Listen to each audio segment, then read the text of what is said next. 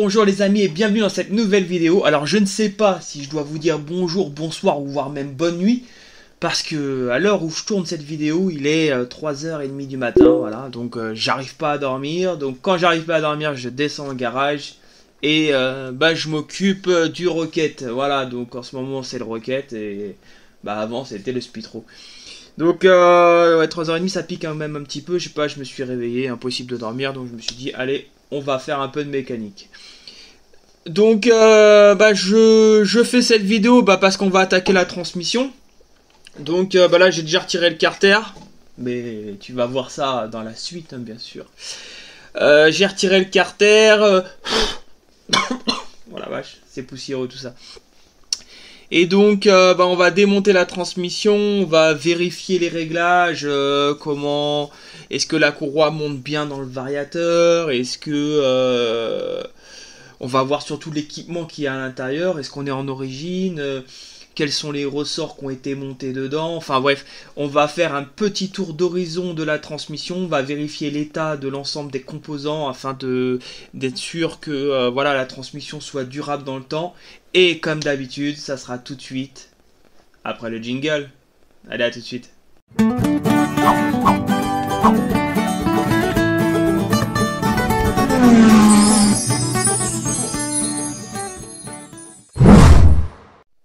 Bon, on va ouvrir le capot de transmission, enfin de variation plutôt, et on va voir ce qu'on trouve. Enfin, j'espère qu'il va pas y avoir trop de surprises là-dedans, parce que souvent il y a beaucoup de surprises dans les variations. Donc déjà on a 8 vis sur 6. Le capot il tient je sais pas comment. En plus sachez que j'ai rajouté des vis entre temps.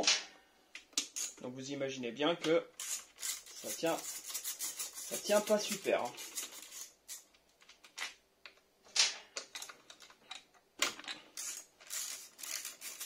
Donc les vis elles sont pleines de gras, pleines d'huile parce que forcément comme je vous disais ça a craché par la boîte à air.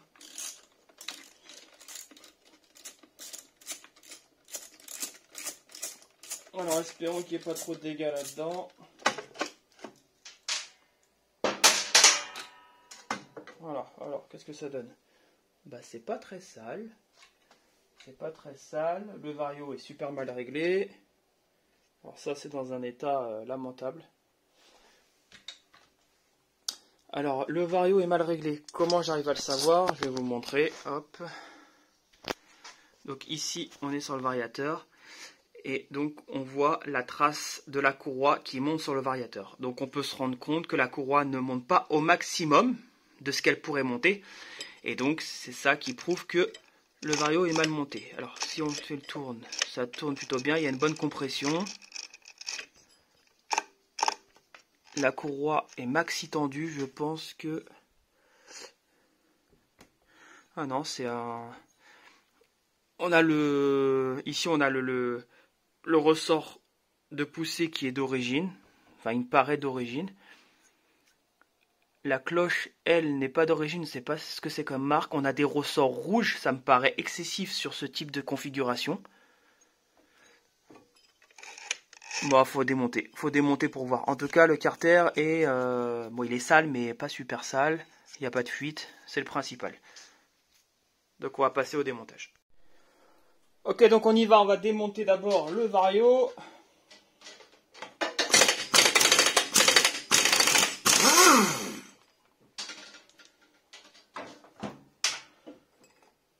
Donc on va voir dans quel état c'est tout ça. Donc ça c'est correct, c'est en bon état. Le vario a l'air en bon état, il y a la petite rondelle. Petite rondelle indispensable, elle y est. Et là, hop. Donc là, le vario est coincé, hein, c'est rien d'étonnant là-dedans. Rien d'étonnant, mais c'est chiant.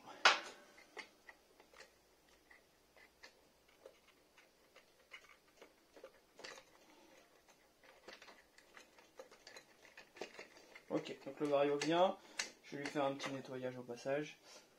Donc là on a encore le démarreur électrique, hein. Il est fonctionnel. donc il va rester. Donc le Vario, c'est un stage 6.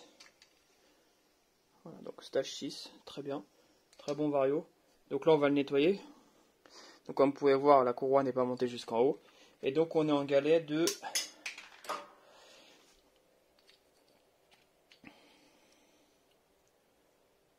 On est en galet de 4 grammes. Je regarde si c'est les mêmes partout. Ouais.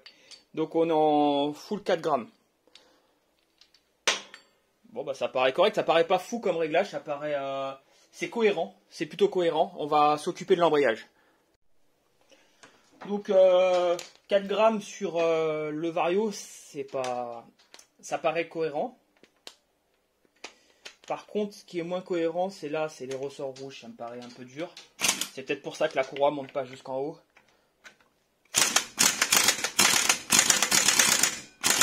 Voilà, elle est bien serrée celle-là. Ok, donc j'ai eu la puissance du compresseur au maximum. Parce que là, celle-ci, elle ne veut pas sortir.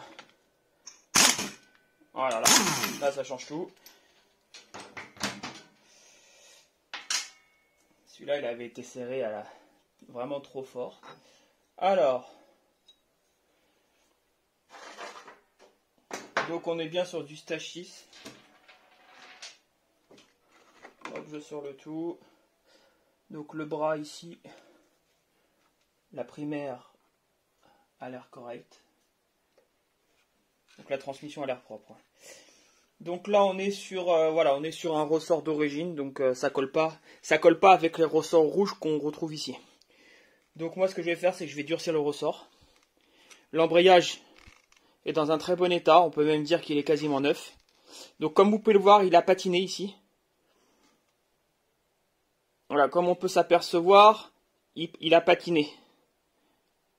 Il a patiné pour une seule et unique raison, c'est que les ressorts sont trop durs.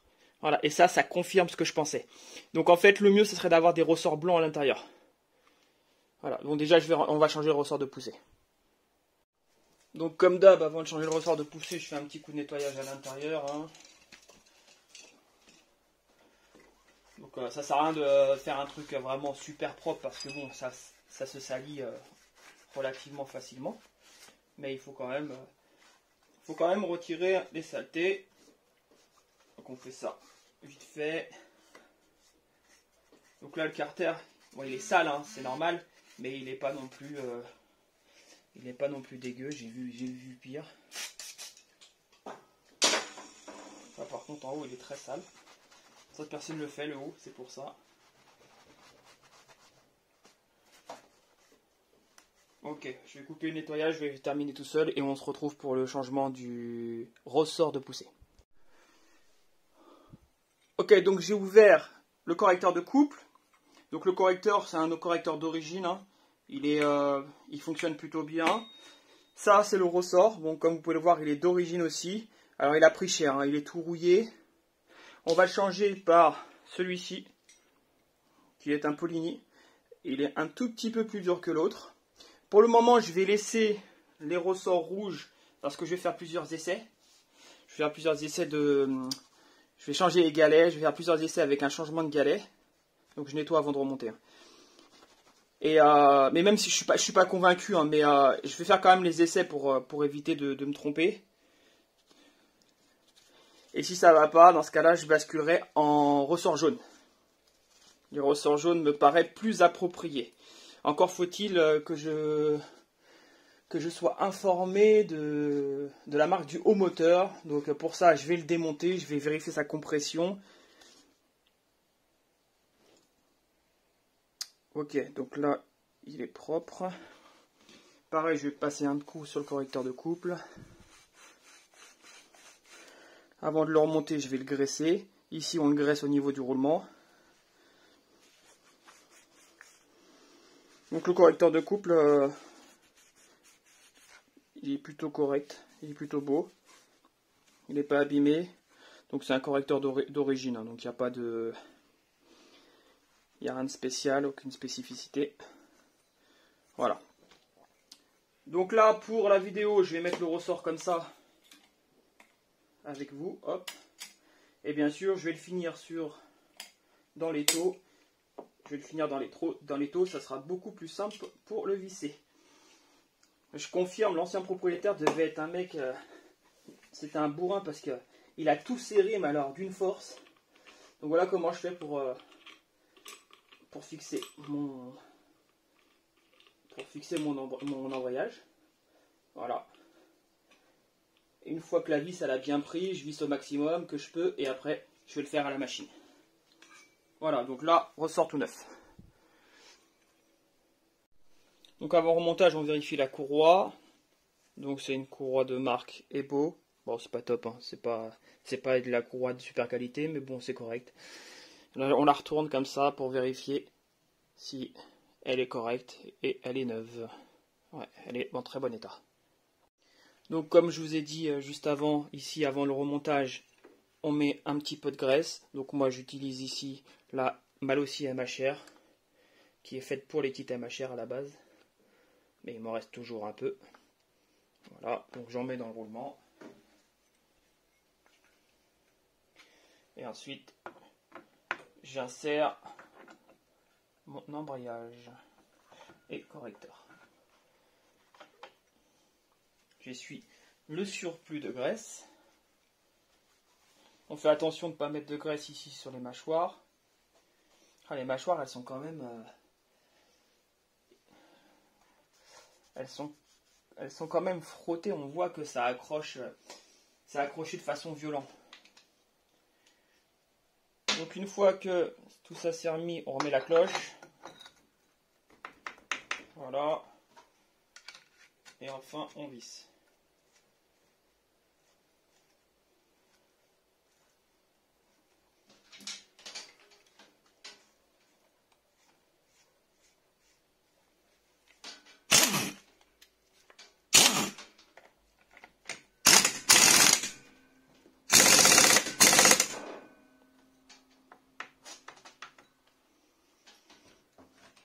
Allez, ensuite on s'occupe du vario.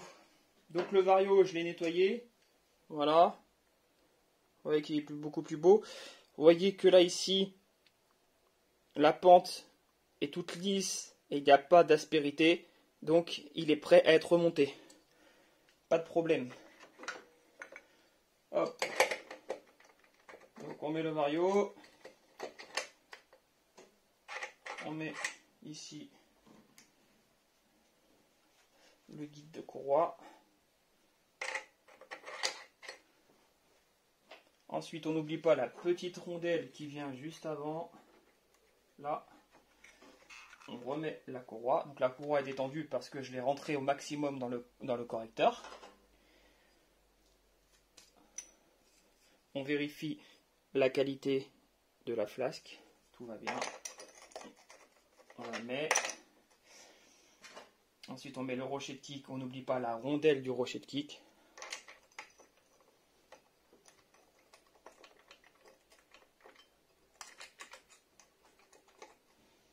Et on peut visser le tout. Donc on visse à la main dans un premier temps pour éviter de la mettre de travers. Et une fois qu'elle est au maximum à la main, on peut y aller.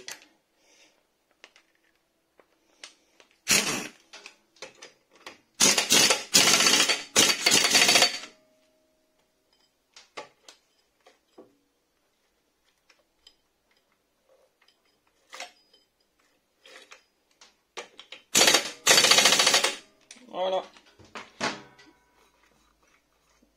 Hop. Je vais refaire monter la courroie. Si elle veut bien, madame.